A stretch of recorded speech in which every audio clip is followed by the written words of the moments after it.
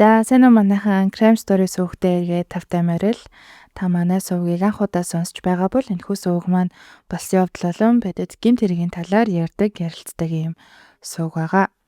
Энэ удаагийн дугаараар та бүхэндээ 2022 онд Америк улсад болсон нэгэн гэмт хэргийн талаар дэлгэрэнгүй ярьж өгөхөөр бэлтгэсэн байгаа.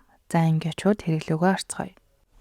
2022 оны 1 сарын 27-ны өдөр 911 эмэгтэй дуудлага өгдөг. За тухайн дуудлага өгсөн эмэгтэй болохоор нөхрийн маань дүү өчигдөр экс найз залуутайгаа уулзах гэж гараад одоо хүртэл холбоогүй болчихлоо. Би тэд залгаад мессеж чичээд юусоо хариу өгөхгүй вэ? Тэгээ манай гэр бүлийнхэн санаа зовоод байгаа учраас та бүхэн шалгаж өгнө үү гэж цагдаа нарт хэлдэг. Дуудлаган дээр ярьсан алга болсон гэх эмэгтэйг Alexis Gabe гэдэг 1997 оны 3 сарын 17-ны өдөр Америкийн нэгдсэн улсад төрсөн. Alexis-ийн хувьд хэдий Америкт төрсөн ч гэсэн Филиппин аав ээжтэй Филиппин эмэгтэй юм билээ. Alexis өглөө болгон ажилдаа байхдаа замаараа дүүгээ буулгадаг юм билээ. Тэг 1 сарын 27-ны өглөө эрт дүүн бэлэн болцоход хичээгээ дуудах гээд өрөөнд нь ороход Alexis байхгүй байснаар гэрийнхэн нь бол түүнийг гэртээ ирж чоноогүй байна гэд мэддэг. Гэртээ ирж чоноогүй гэдгээ мэдээд гэрийнхэн нь зөндөө мессеж хүчээ залах гэж оролцсон ч гэсэн юусоо холбогдоогүй. Тэг хэдэн цаг хүлээгээд сүүлдээ бүр санаа зовоод цагдаа руу ярьсан нь бол тэр байсан. 911 дуудлага өгсөн Alexis-ийн хадам эгчийнх нь хэлснээр хуучин найз залуутайгаа уулзлаа гэд 1 сарын 26-нд Alexis гэрээсээ гараад явсан. За тухайн уулзгаар явсан гихтэр экс найз залууг нь Marshall Jones гэдэг. Тэгээд бас яг 1997 онд төрсэн Alexis-тэй бол жицүү энэ хоёр бараг 3-4 жил үерхэж агаад саяхан салсан юм одоо экс найз залуу нь байгаа.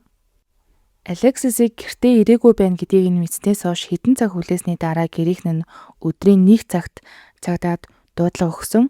За дуудлага авсан цагдаа нар бол гэрийнхэнтэй нь уулзж агаад хамгийн сүүлд уулзгаар явсан гих хуучин найз залуу Marshall-ийн гэрт дуудлага авснаас хойш 4 цагийн дараа буюу 5 цаг 8 минутанд очдог. Цагдаа нар Marshall-ийн гэрт нь очиж хаалгыг нь нүтгэхэд Marshall гэртээ өөрөө хаалгаа тавьж өгдөг.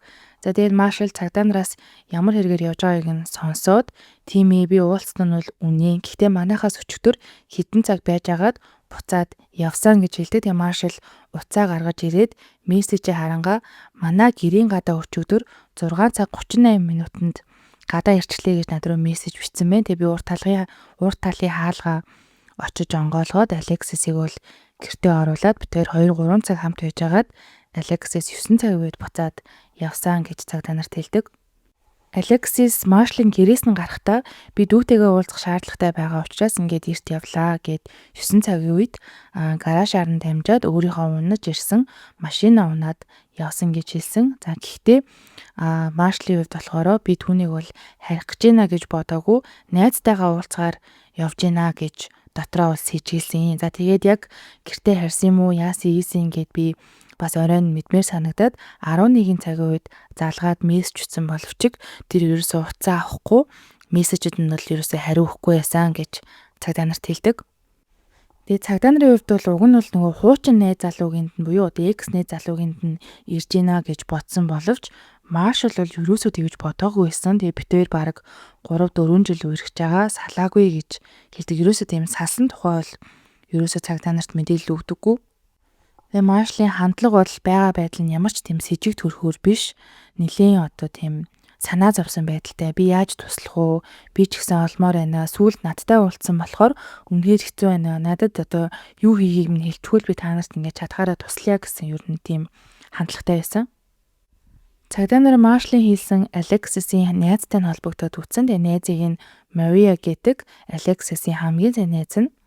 За тэгээ Marshall-ийн хувьд бол би одоо Alexis дүүтэйгээ уулзна гэд гарсан гэж надад хэлсэн. Гэхдээ би найзтайгаа уулзна гэж бодсон гэж хэлсэн ч гэсэн Alexis бол найзтайгаа ерөөсөө уулзаагүй. Харин Marshall-ийн гэрт ирэхээс өмнө найзтайгаа уулзчаад Marshall-ийн гэрт нь бол ирсэн байсан. За ингээд мөрдлөг явж байгаа хооронд бол Alexis алга болоод аль хэдийн 24 цаг өнгөрсөн. Тэгээд аль хэдийн 24 цаг өнгөрсөн учраас түүнийг аль бие усаар алга болсон байна гэж тэмдэглэн цагдаа нар бол илүү эрчимтэй хайж хэлсэн байдаг. Цагдаа нар мөрдлөгийг үргэлжлүүлж байх оронд Алексисын үеэл нь Алексисын алга болохтой унжсэн машиныг нь гэрээс нь 5 минутын зайтай газар байхад нь бол олсон.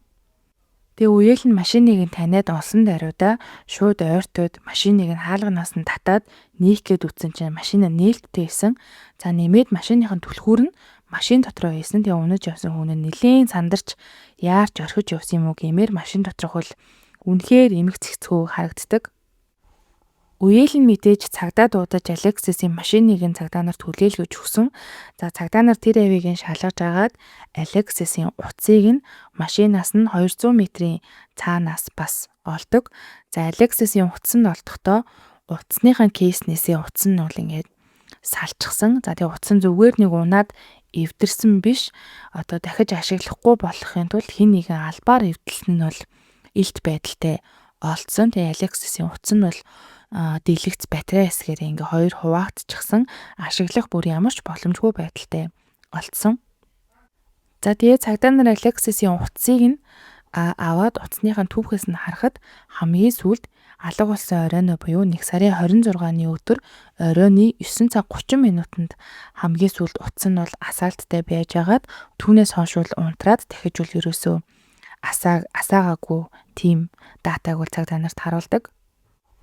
Алексис алга болсноос 2 өдрийн дараа буюу 1 сарын 28-ны өглөө 8 цагт цагдаа нар Алексисын гэрийнхэнтэй уулзгаар гэрт нь ирсэн. За тэгээ 2022 оны 1 сар гэдэг ковидын дархалт бол Америкт бол нэлээд өндөр байсан үед Алексисын гэрт нь очиход аав, ээж, эрэгтэй дүү нь бүгдээрээ ковид тусчихсан маск зүүгээд цагдаа нартай уулзсан. Тэгэд хэдий ковидтэй байхдаа хүнтэй уулзаж болохгүй ч гэсэн охин нь алга болчиход байхад ямар ч аргагүй цагдаа нартай бол уулзахаас өөр арга байгаагүй. За тэгээ цагдаа нар Алексисын өрөөг нь шалгаад аав ээжээс нь Алексис ер нь ганцаараа амьдрах талаар гэрээсээ явах талаар ярьжсэн үү? Та хэдий ер нь таарамж ер нь хэр байсан бэ? Сэтгэл зүйн хувьд бас Алексис сүүлийн эдэн хоног ямар байсан бэ? Амиа орлох тухай ч юм уу? Тиймэрхүү зүйл ер нь ярьжсэн үү? Та хэдий ер нь тиймэрхүү сэтгэл зүйн талаар нь мэдж байгаа зүйл байна уу гэд Алексисын ээжээс нь асуусан. Тэгээ Алексисын ээж бол үнэхээр одоо тэр асуултнууд нь ингээд цочирдж байгаа нь бол харагддаг. Зүгээр охинд ингээ алга болоод 2 хонцсон байхад энэ цагдаа нарын хувьд бол илүү муу юм ингээд төсөөлж байгаа юм байна гэж тэр үед ингээд нэг юм мэдрэмж авсан юм шиг байгаа. За тэгээ цагдаа нарт хэлдэг Алексис бол манай охин бол үнэхээр нээлттэй, нийтэж охин. Тэр амьдрал тайртай. Бид нар тэгээд ийм Аз гэр бүл учраас Алексис хэдий насанд хүрсэн ч гэсэн бид нар одоо хүртэл ингээд хамт амьдардаг. Тэр ганцаараа амьдрах тухай, гэрээсээ явах тухай нэг ч ярьж байгаагүй. Ийш тийшээ явсан ч гэсэн биднэрт заавал хэлдэг сайн охин гэж ээж нь хэлдэг. Алексис алга болсон өдрийнхөө 5 цаг 15 минутанд Мария гэх хамгийн сайн эмэгтэй найзтайгаа машиндаа уулзсан. За тэгээ зүгээр л ойр зургийн ярих гэж уулзсан учраас 40-45 минут уулзч хагаад 6 цагийн үед бол салцгаасан. Найзтайгаа уулзаад дуусныхаа дараа дахиад хэсэг хугацааны дараа 6 цаг 40 минутанд Skype-аар Алексис Мария хоёр бол видео коллоор ярьсан. За тэгээ видео колл хийж байхдаа бол Алексис би одоо Маршлийн гэрлөө явах гэж байна гэж хэлээд уцаад хасалсан. Одоо Мариягийн хувьд бол хамгийн сүүлд Алексистэй холбогдсон нь бол тэр байсан гэж цагдаа нарт бол бүх үннээ одоо хэлээд утасныхаа бас бүх мэдээллүүдийг бол цагдаа нарт харуулдаг.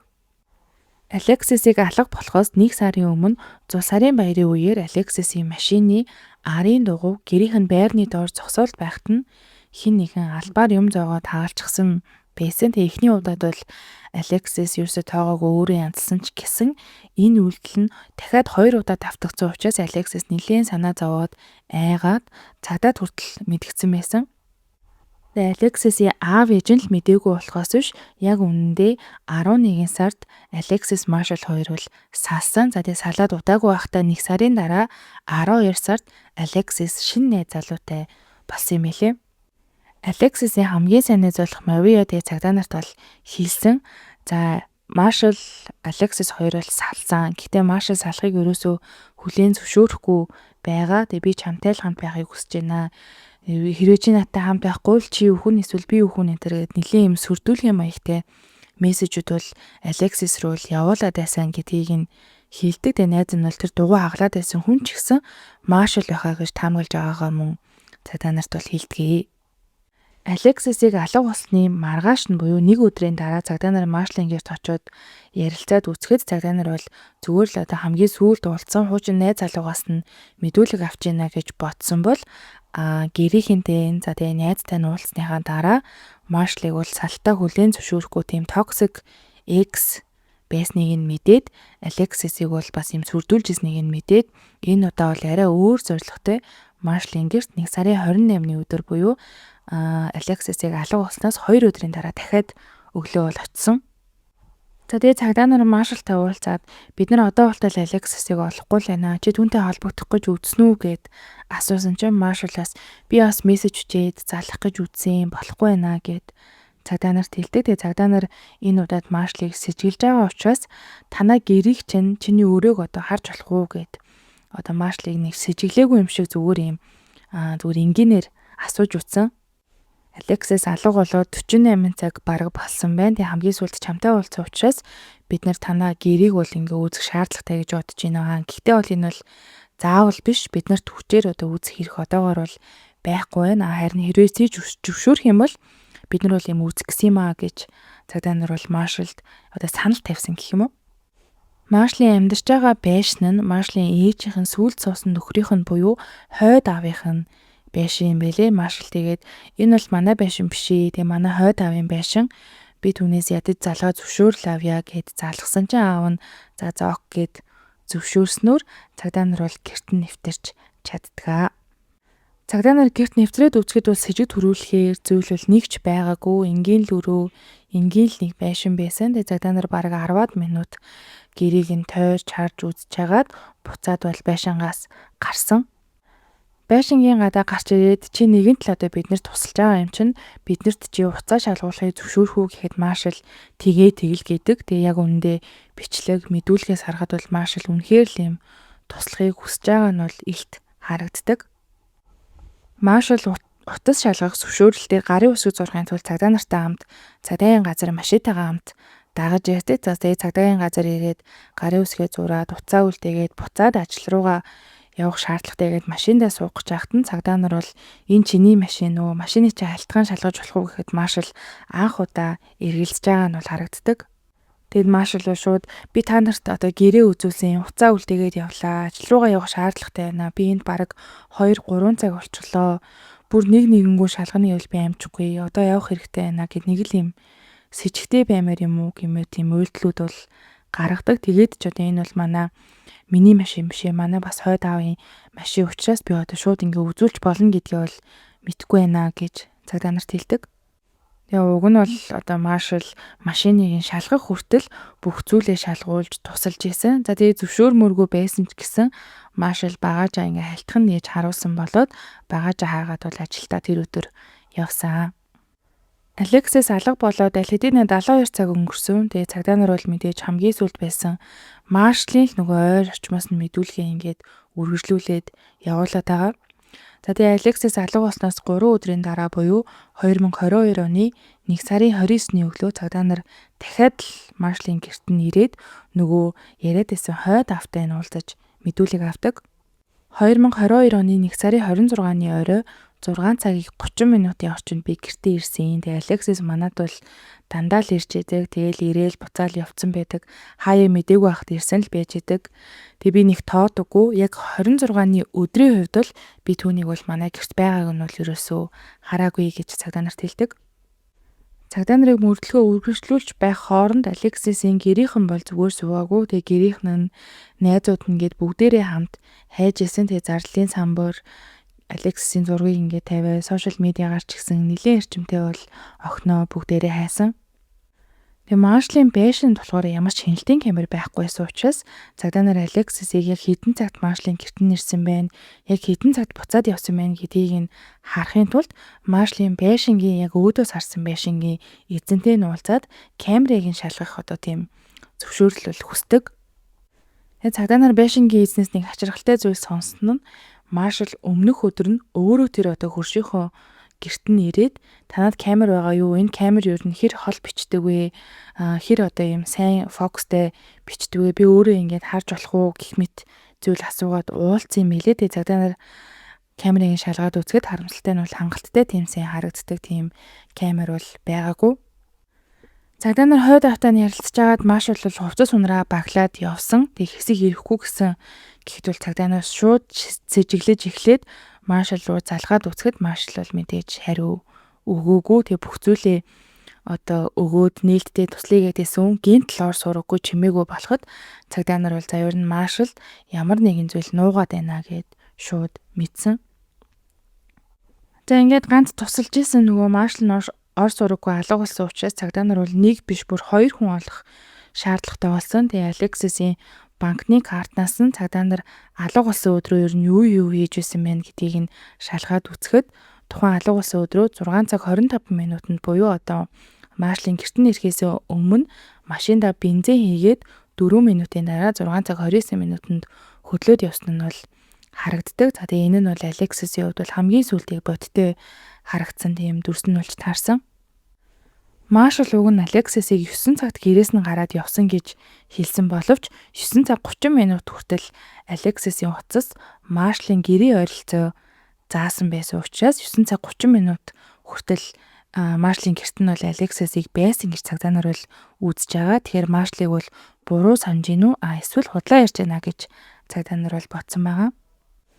За цаашлаад 9 цаг 34 минутанд Алексисийн машин гудамжаар явж байгаа нь харагддаг. За тэгээд Алексисийн нөгөө гэрийн ойролцоо машин нь олдсон газар тухайн машин нь бол 9 цаг 36 минутын орчимд бол зогсож байгаа нь бол хяналтын камерт бас харагддаг. За тэгээд хэдий 2022 он ч гэсэн яг энэ хавийн гудамж нь бол үнэхээр тийм камер жилт муу. Яг тэр зогссон газартай хамгийн ойрхон камернаас харахад хүртэл тийм сайн харагдахгүй байсан. За хосолтгүй хүн буугаад явж байгаа нь бол харагдаж байгаа. Гэхдээ энэ бол яг эрэгтэй хүн үү, эмэгтэй хүн үү, Аз хүн үү, Европ хүн үү бүр ямар ч тийм хэлэх бол боломжгүй харагддаг. За тэгээ тухайн яг машиныг тэр Алексисийн гэрийн ойролцоо үлдээгээд буугаад явсан хүн буухтаа ер нь яг ямар хүн болох нь мэддэггүй ч гэсэн тухайн машинаас буусан хүн цам дагаад бараг 25-30 минут алхсан. Тэгээ цагдаа нар тухайн хүнийг алхаж байхад нь харахад эрэгтэй хүн болох нь бол тогтоогцсон. Тэгээд Алексисийн хувьд бол жижигхэн юм эмэгтэй Аз учраас тухайн үед бол Алексисийн машиныг барьж исэн хүн бол Алексис бол өөрөө биш байна гэдгийг бол цагдаа нар хамгийн түрүүнд илрүүлсэн. За тэгээд тухайн алхаж исэн хүн бол Алексисийн гэрлөө биш маршалын гэрийн одоо зүг рүү бол алхаад явж байгаа нь бол бас харагддаг. За ингээд маршалыг сэжиглэх хангалттай нотлох баримт цагдаа нарт байгаа учраас Алексисийг алга болсоос 5 өдрийн дараа албан ёсоор маршалын гэрийг нэгжих зөвшөөрөл аваад нэгжлэг явуулдаг.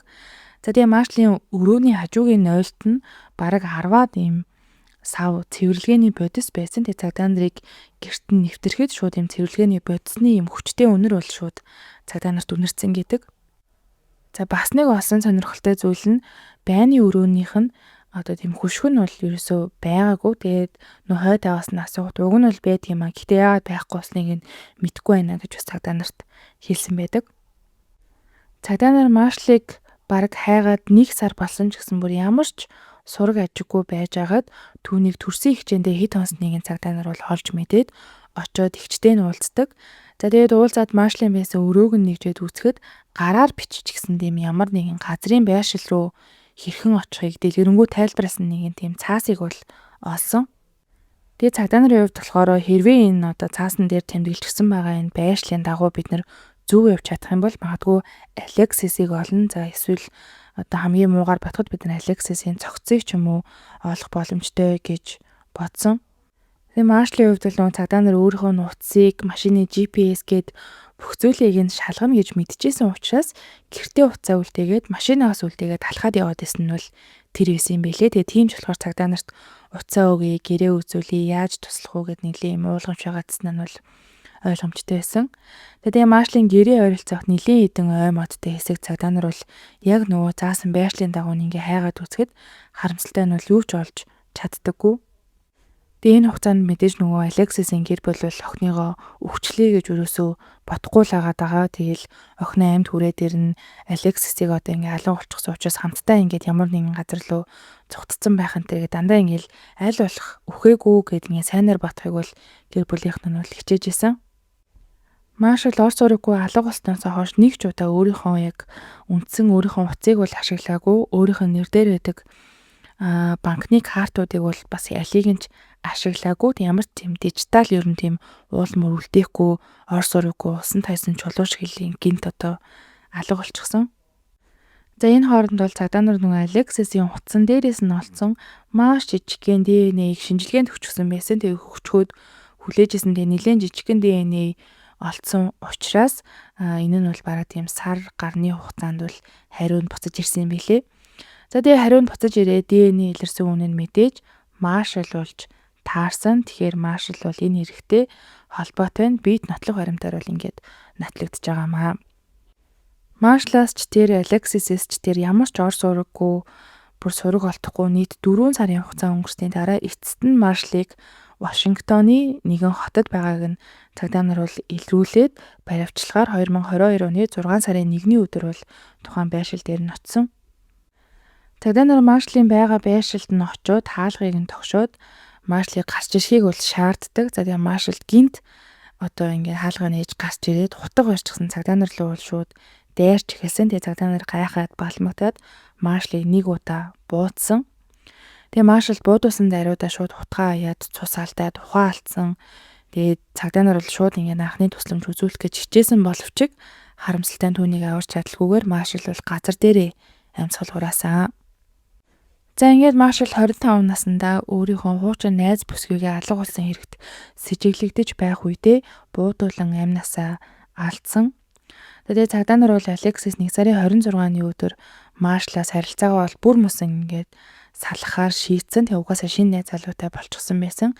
Тэгээд харилцаагаа бүр мөсөн салахаар очихдоо маргалдаад харамсалтайгаар маршалд бол алуулсан гэж таамаглаж байгаа. Тэгээ цагдаа нар маршлыг амнасаа алдснаас нь хойш Алексисыг хайгаад бүр ямар ч сураг ажиг олж чадаагүй. Маршлыг өгснээс хойш 10 сарын дараа цагдаагийн газар нэгэн хүн одоо би юм одоо төмөр илрүүлэгчээр ой модтой, уултай, устай юм газар явж агаад гавлын яс юм уу гэмээр зүйл оллоо гэж мэдгдсэн. За энэ газар нь бол маршлын гэрээс 40 минутын зайтай газар болж таарсан. Тухайн алдсан гавлын ясыг шүүх шинжилгээнд явуулаад үзэхэд Алексисын гавлын яс мөн болох нь бол нотлогддог. Тэгээ цагдаа нар Алексисын гавлын яс олдсон ойр орчмоос бусад биеэсийг нь хайсан гэсэн юу ч олж чадаагүй. Тэгээ Алексисыг бол цагдаа нар маршлын гэрт нь алхаж ороод буцаад хизээч алхаж гараагүй гэж таамагласан. Маршлын гэрт нь бол Алексис алуулсан. За тэгээ гэртээ хөнөөснийхаа дараа ой модтой тийм устай газар авчираад түүнийг бол мөчүүлж хуваагаад гол руу шидсэн гэж цагдаа нар бол таамаглаж байгаа. За ингээд 24 хүн настай эмэгтэй аимшигтайгаар амнасаа алдсан нь бол ил болсон. Тэгээ гэмтдгээд нь одоо цагдаа нарт буудуулан өгсөн учраас энэ хэрэгт бол ямар нэгэн шүүх хурлын төр бол болоогүй. Зөвхөн гэрээхэнд нь л одоо юу болсон талаар цагдаа нар үнэн бодит байдлыг бол хэлж өгсөн гэсэн үг. Тэгээ Алексисийн хувьд бол дээрээ нэг ахтай, доороо нэг эрэгтэй дүүтэй айлын ганцхан охин байсан. Тэгээ аав ээж ах дүү нь бол түүнийг амьд хүрээд ирнэ гэж бараг жил ингээд бодсон ч гэсэн токсик X нэ залуутай бол алуусн нь бол ингээд ойлгомжтой болсон. За энэ хэргийн талаар бол миний олж мэдсэн бүх мэдээллүүд бол энэ байлаа. Тэгээ та хэд манаас ер нь юу гэж бодож байна? Комент хэсэгт санал бодлоо бичээрэй. Тэгээ дараагийн дугаараар уулзтлаа. Түр баяртай манайхаа.